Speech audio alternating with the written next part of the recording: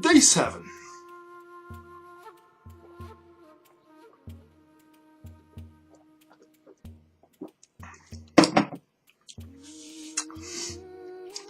Today, Ben meets a pagan, a high priest, some Hindu yogi, and atheists.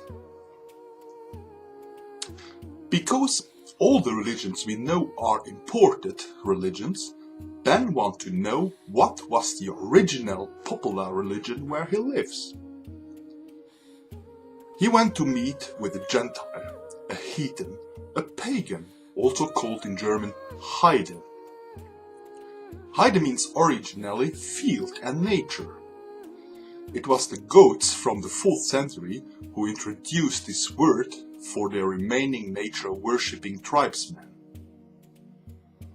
From the translation in French comes païen and the English word pagan. To know more about this religion, Ben meets Jalodi, the high priest of the Nordic Germanic paganism. They met in the deep forest at a very special plot where the pagans celebrate their annual festivals and cults. Jalodi explains, the pagans don't have the worldview that the humans stand over the creation, and this is the most important factor about paganism. Because if you understand yourself as a ruler over the world, you're always tempted to change the nature by drying more land or damming a river or pollute the nature. This a pagan would never do. Pagans understand themselves as a part of the nature, and the nature is made by the gods and is predominating the whole creation.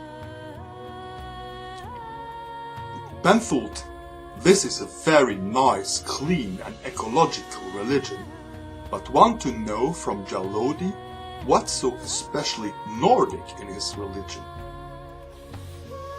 Jalodi explains that the Christians and other religions imagine the hell as a hot place with eternal fire. But this is because these religions are created in the Orient where it's really hot. So heat was for them the worst imaginable. But in the Nordic mythology is a water and ice hell. Over a fire hell here in the north, people would be very happy to escape the cold and go to this warm fireplace after they died. On the way home, Ben had the thought that it's absolutely useful to have a religion which is based on your region. Ben finds this religion very attractive, but in the city where he lives aren't any practicing pagans, and he has no time to found with his children a little pagan community. Nearby Ben's place is a little Hindu temple. The priest tells Ben that the Hindus don't have an universal credo. Only this part was attracting to Ben, because the Hindus believe that life and death are an eternally repeating cycle of being born, dying, and being reborn, and dying, and reborn, and dying. The religious teachers, the gurus, have a very high position. Ben asked them if his children could become Hindus, but the gurus were only disputing between themselves if it is possible or not.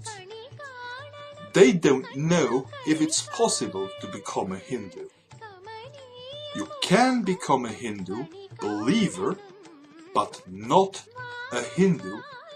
To become a Hindu, you must be born as a Hindu. This was certainly nothing for Ben, and neither for his children.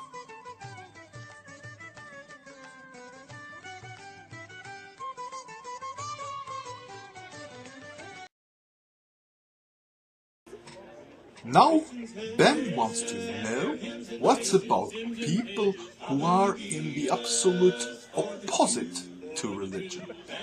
He went to meet atheists. In his town, some atheists were running around with a special bus to tell the people how they can live without God.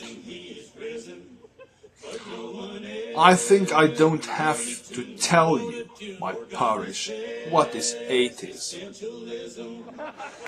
Only one question nobody of the atheists could answer Ben correctly. Please answer me this in the below bar.